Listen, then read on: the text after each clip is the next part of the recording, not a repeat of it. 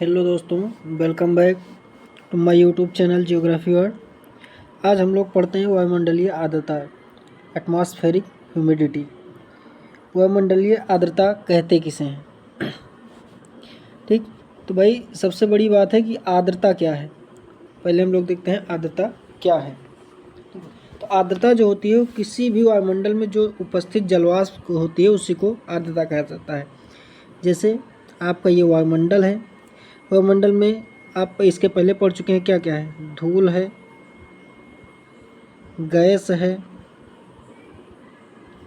जलवाष्प है। ठीक, तो इसी जलवाष्प की जो मात्रा है इस वायुमंडल में, इसकी जितनी मात्रा है वही क्या कहलाती है? आर्द्रता कहलाती है। ठीक है, अब इस आर्द्रता को होता क्या है भाई, देखिए इसमें जैसे जलवाष्प में आर्द्रता, जलवाष्प जो आपकी आर्द्रता है। ठीक, तो वायुमंडल के संगठन में, जो वायुमंडल का संगठन है उसमें जलवाष्प का जो योगदान है, ठीक, वो कितना है भाई? जो आपका जलवाष्प का योगदान है वो 2% का है।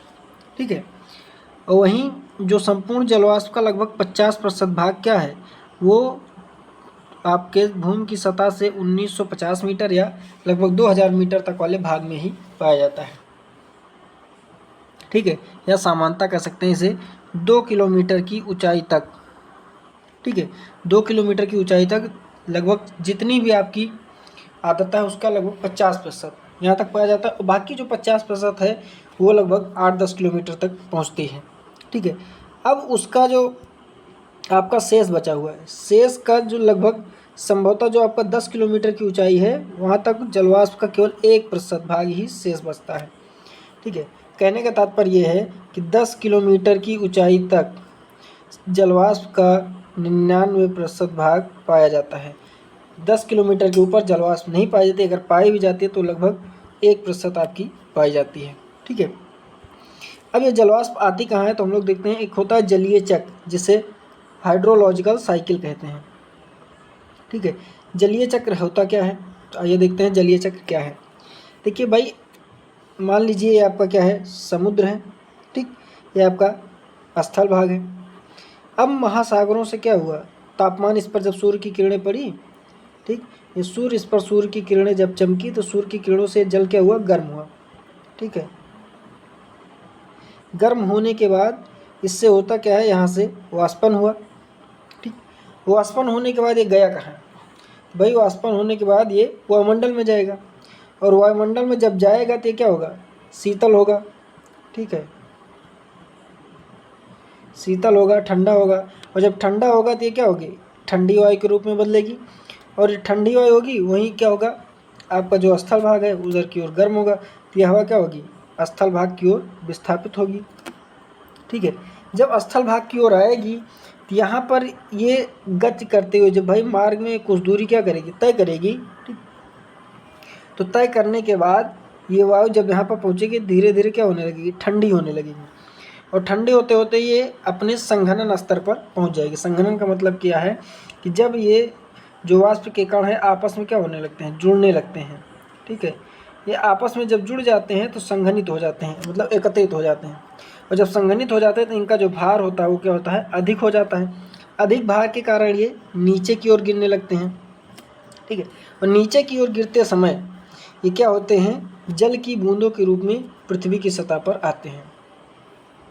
ठीक, अब जल की बूंदों के रूप में जब ये पृथ्वी की सतह पर आ रहे हैं, ठीक है, तो पृथ्वी की सतह पर आते समय यहाँ पर देखिए इसका कुछ जो वाष्पन होगा वो वर्षा होते समय इस पर जब तापमान पड़ेगा, सूर्य की किरणें पड़ेगी तो यहीं से वाष्पन हो जाएगा। ठीक है, कुछ भाग तो वायुमंडल की ऊष्मा के माध्यम से ही वाष्पित हो जाएगा, और कुछ क्या होगा, जो जल का आपका शेष भाग वो क्या होगा, पृथ्वी की सतह पर आएगा। जब पृथ्वी की सतह पर आएगा तो यहाँ पर नदियाँ भी हैं। ठीक है, भूमिगत कुछ जल इसमें क्या हो जाएगा, भूमिगत जल के रूप में परिवर्तित हो जाएगा, पृथ्वी द्वारा सोख लिया जाएगा। कुछ यहाँ पर नदियाँ हो जाएंगी, कुछ तालाब हो जाएंगे, कुछ झीलें हो जाएंगी। ठीक है, तो इन नदियों से वाष्पन होगा। ठीक है, इस मिट्टी में जो आपका जल का हिस्सा इस पर रुक गया होगा, मिट्टी द्वारा जो अवशोषित किया गया है तापमान पड़ने से, यहाँ से भी वाष्पित होगा। ठीक। उसके बाद जो आपके तालाब हैं, झीलें हैं, ठीक है, जो विभिन्न प्रकार के जलाशय, उन जलाशयों से भी क्या होगा, वाष्पन होगा। और जो आपके भूमिगत क्षेत्र हैं, ठीक है, नदियाँ हैं, इनसे भी क्या होगा, वाष्पन होगा। और सब वाष्पन होने के बाद ये जाएगा कहाँ? ये सब वाष्पन होने के बाद महासागरों की ओर आएंगे, और महासागरों से जो वाष्पन हो रहा है सब आपस में क्या हो जाएंगे, मिल जाएंगे, और मिलने के बाद फिर ऊपर जाएंगे, ऊपर जाने के बाद फिर इसी की ओर जाएंगे। इस प्रकार ये क्या करेंगे, एक साइकिल पूरा करेंगे। इसे ही जलीय चक्र कहा जाता है। ठीक है, अब जलीय चक्र में हम लोग देखते हैं, देखिए इसमें एक चीज़ ये है, ठीक, कि जो आर्द्रता है और एवं ऊर्जा के असंतुलन को दूर करने में नियतवाही पौने, नियतवाही पौने किसे कहते हैं, तो पौनों के बारे में हम लोग पढ़ चुके हैं इससे पहले कि आपकी 3 नियतवाही पौने हैं। ठीक है, एक क्या है आपकी व्यापारिक पवन, ठीक, एक पछुआ पवन, और एक क्या है, ध्रुवीय पवन। ठीक, ये तीनों नियतवाही जो पौने हैं ये क्या करती हैं, आर्द्रता और ऊर्जा के असंतुलन को दूर करती हैं। अब कैसे, जैसे आप देखिए यहाँ पर भाई, देखिए जैसे यहाँ से वाष्पन हुआ, यहाँ से भी वाष्पन, सब वाष्पन आकर यहाँ पर एकत्रित हुए। ठीक, तो आर्द्रता क्या हो गई, बढ़ गई, यहाँ पर उसमें क्या हो गई, अधिक हो गई। तो इसके असंतुलन को दूर करने के लिए किया क्या भाई, आर्द्रता बढ़ी, उसके बाद हवाएं जब चली तो इस आर्द्रता को यहाँ पर लेकर चली गई। ठीक है, और यहाँ पर जब लेकर चली गई, तापमान अधिक है, फिर वाष्पन में, फिर वाष्पन होने के बाद ये आर्द्रता फिर यहाँ पर है। इस प्रकार ये नियत वायु पवनों के माध्यम से क्या कर रही हैं, आगे पीछे ले जाई जा रही हैं। और ये इनमें क्या है, नियत वायु पवनों का महत्वपूर्ण प्रभाव होता है, जिसमें चक्रवात, प्रचक्रवात तथा अन्य वायुमंडलीय विक्षोभों का विशेष योगदान होता है। ठीक है, इसके अलावा कुछ चक्रवात भी चलते हैं, प्रचक्रवात भी चलते हैं। तो इन सब के माध्यम से ही जो आपका जलवाष्प होता है, ठीक है, जिस जो आर्द्रता होती है और ऊर्जा होती है, उनमें संतुलन स्थापित किया जाता है।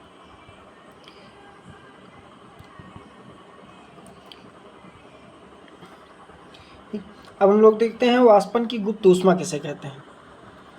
ठीक है, तो वाष्पन की जो गुप्त ऊष्मा होती है वो होती क्या है भाई, जो आपका जल है, जल को वाष्प के रूप में बनाए रखने के लिए ऊर्जा की क्या पड़ती है, आवश्यकता पड़ती है।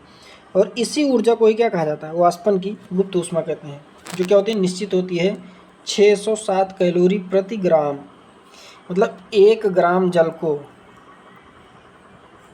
ठीक, 1 ग्राम जल को वाष्प में बनाए रखने के लिए, ठीक है, अगर आप इसे वाष्प के रूप में बनाए रखना चाहते हैं तो आपको कितनी ऊर्जा की आवश्यकता होगी, 607 कैलोरी। ठीक, कहने का जैसे आप देखिए पानी गर्म करते हैं, ठीक, पानी गर्म करने के बाद वो पानी क्या होता है, वाष्प में बदलता है, लेकिन वो वाष्प के रूप में ही नहीं रह जाता है। होता क्या है भाई, वो धीरे धीरे फिर संघनन की क्रिया होती है और फिर से जल के रूप में बदल जाता है। ठीक है, वो जो वाष्प बनी है उसको वाष्प के रूप में ही बनाए रखने के लिए कुछ ऊर्जा चाहिए, कुछ उसमें क्या चाहिए, ऊष्मा चाहिए। और जो ऊर्जा चाहिए वही क्या कहलाती है, वाष्पन की गुप्त ऊष्मा कहलाती है। ठीक है, फिर हम लोग देखते हैं संघनन की गुप्त ऊष्मा। भाई संघनन कैसे कहते हैं, संघनन अभी आपको बताया गया कि जो वाष्प आपकी क्या हुई है, वाष्प ऊपर उठी है, ऊपर उठने के बाद जब ये ठंडी होती है, ठंडी होकर जब ये जल के कणों में परिवर्तित हो जाती है तो इसी को संघनन कहते हैं। ठीक, अब यहाँ पर संघनन की गुप्त ऊष्मा क्या है, तो संघनन की गुप्त प्रक्रिया में जलवाष्प से मुक्त होने वाली ऊष्मा की जो को ही क्या कहा जाता है, संघनन की गुप्त ऊष्मा कहते हैं। देखिए जलवाष्प की जो गुप्त ऊष्मा थी वो जल को वाष्प के रूप में बनाए रखने के लिए जितनी ऊष्मा चाहिए थी उसे वाष्पन की गुप्त ऊष्मा कहते थे।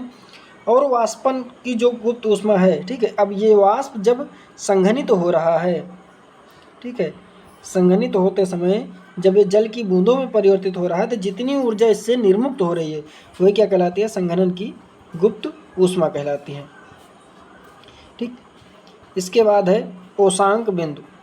ठीक है, ओसांक बिंदु किसे कहते हैं, तो भाई ओसांक बिंदु क्या है, जिस तापमान पर वायु क्या होती है, संतृप्त हो जाती है, उस तापमान को ही वायु का ओसांक कहते हैं। ठीक, जैसे मान लीजिए यहाँ से जलवाष्प ऊपर गई, ठीक, ये जलवाष्प जिस स्थान पर क्या होगी, ये संतृप्त हो जाएगी, अर्थात अब ये ना तो ठंडी होगी ना गर्म होगी, ये क्या होगी, अपने एक अस्थायी अवस्था में जब ये आ जाएगी, शीतल हो जाएगी, तो इस स्थिति को, ये जिस तापमान पर ऐसा होगा उसी को कहा जाता है ओसांक बिंदु कहा जाता है।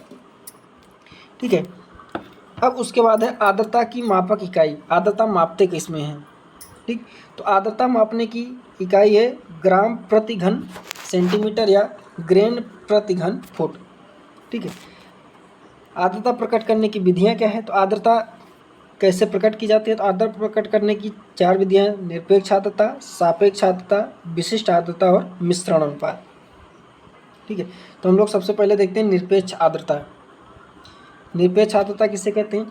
एक निश्चित आयतन वाली वायु में जलवाष्प की जो वास्तविक मात्रा होती है वो वायु की निरपेक्ष आर्द्रता कहलाती है। जैसे आपके पास मान लीजिए ये क्या है, 1 किलोग्राम वायु है। ठीक।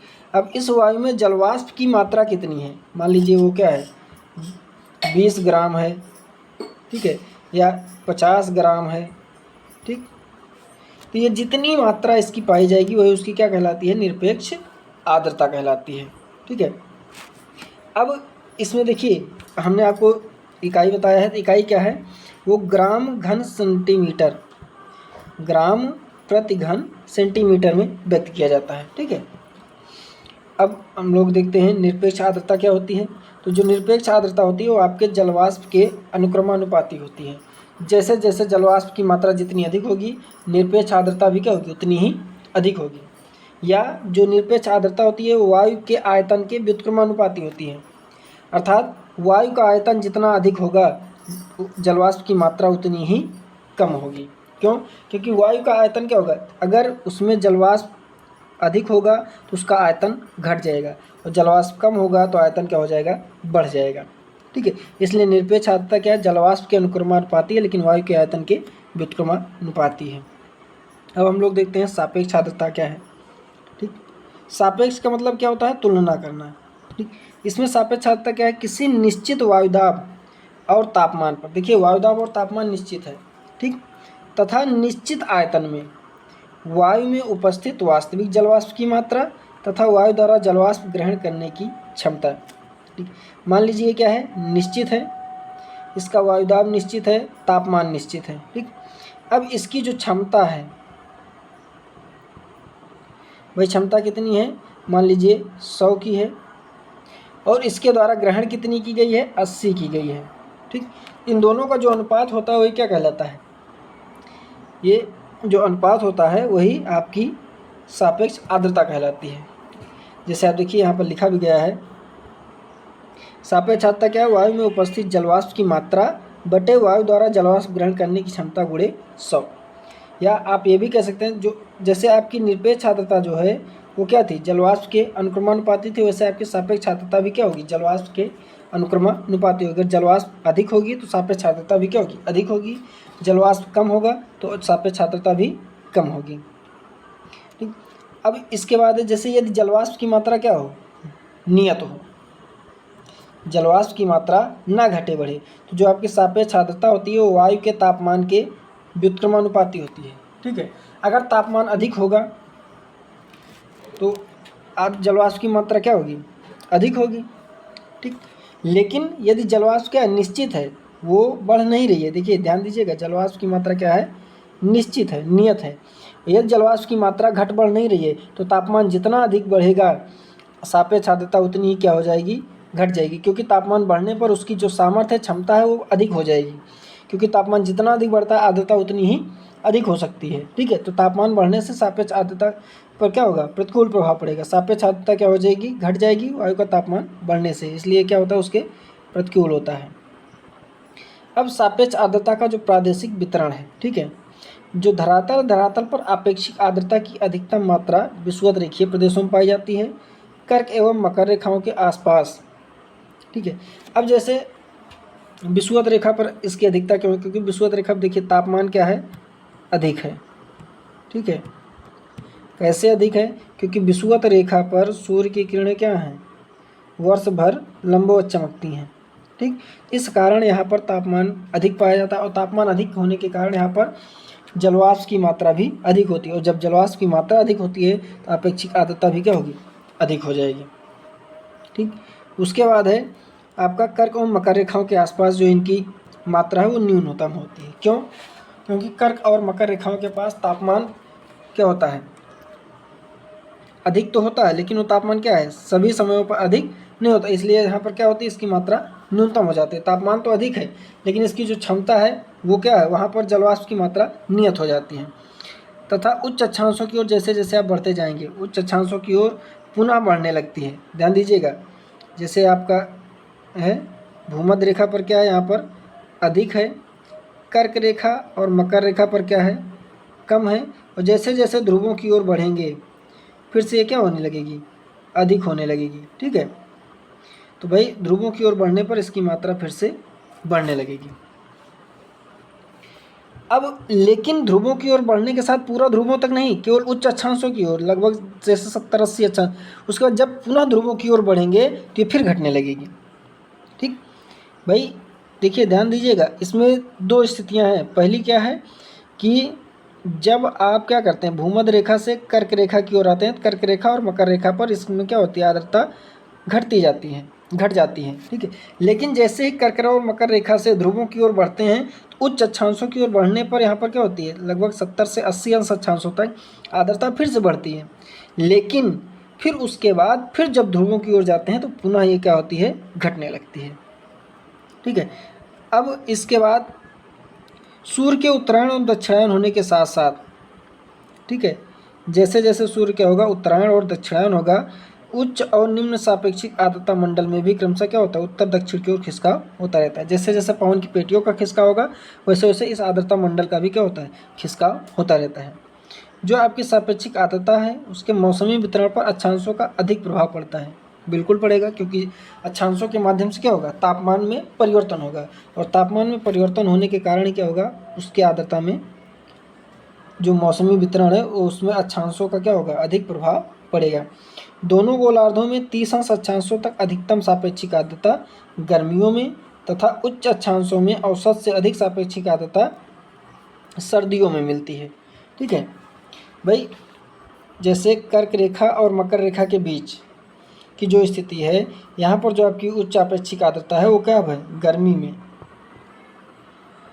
कर्क और मकर रेखा के बीच गर्मी में है, और उच्च अक्षांशों के बीच क्या है, सर्दी में है। ठीक, और जो आपकी सापेक्षिक आर्द्रता है वो सुबह अधिकतम तथा सायंकाल न्यूनतम होती है। ध्यान दीजिए, और देखिए यहाँ से आप समझ सकते हैं, इसमें एक आपको चार्ट दिखाया गया है। देखिए ये आपका उत्तरी गोलार्ध है, ये आपका दक्षिणी गोलार्ध है, ये आपकी विषुवत रेखा है। अब उत्तरी गोलार्ध में क्या है, देखिए इधर ये स्थिति, ये वाला जो हिस्सा है रेड कलर वाला, ठीक है, रेड कलर वालों की ध्यान दीजिएगा, ये ठीक। उत्तरी गोलार्ध में जुलाई में ये क्या है, अधिकतम है, और दक्षिणी गोलार्ध में कब है, ये भाई दक्षिणी गोलार्ध में इसकी जो स्थिति है वो दिसंबर के महीने के आसपास से क्या है, दिसंबर या जनवरी में इसकी अधिकता है। ठीक, वहीं जो आपकी स्थिति है जनवरी में उत्तरी गोलार्ध में क्या है, सबसे कम है, और दक्षिणी गोलार्ध में सबसे अधिक है।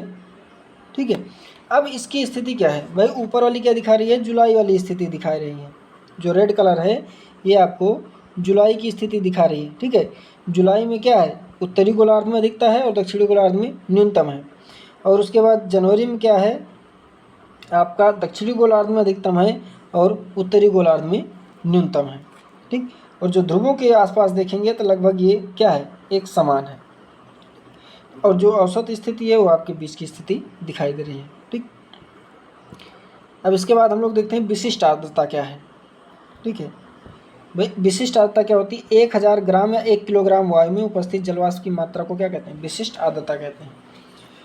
ठीक, मान लीजिए आपके पास 1 किलोग्राम क्या है, वायु है,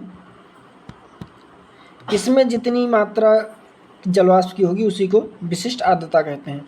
और विशिष्ट आर्द्रता भी क्या है, जलवाष्प के अनुक्रमानुपाती होती है। ठीक, इसके बाद है मिश्रण अनुपात। मिश्रण अनुपात क्या है, शुष्क वायु के प्रति इकाई भार एवं उसके वाष्प भार के अनुपात को मिश्रण अनुपात कहा जाता है। शुष्क वायु है, ठीक, उसका 1 इकाई भार जो होगा और उसके वाष्प भार के अनुपात, और इसका जो वाष्प भार होगा, ठीक है, उसके अनुपात को ही क्या कहा जाता है, मिश्रण अनुपात कहा जाता है। ठीक है,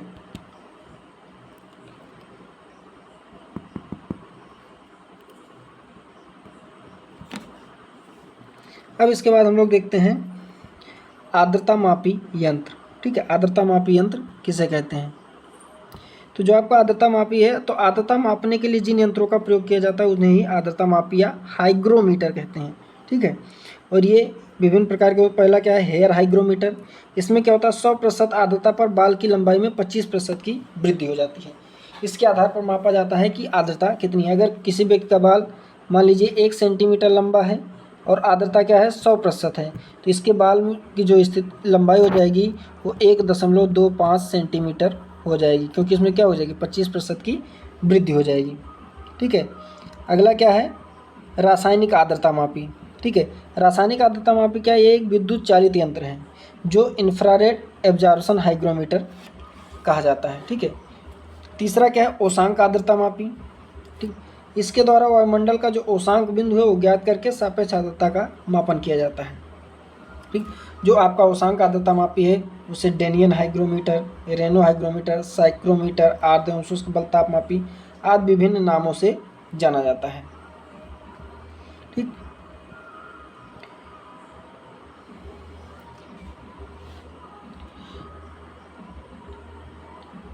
इसके बाद हम लोग आगे नेक्स्ट वीडियो में चर्चा करेंगे। ठीक है, धन्यवाद।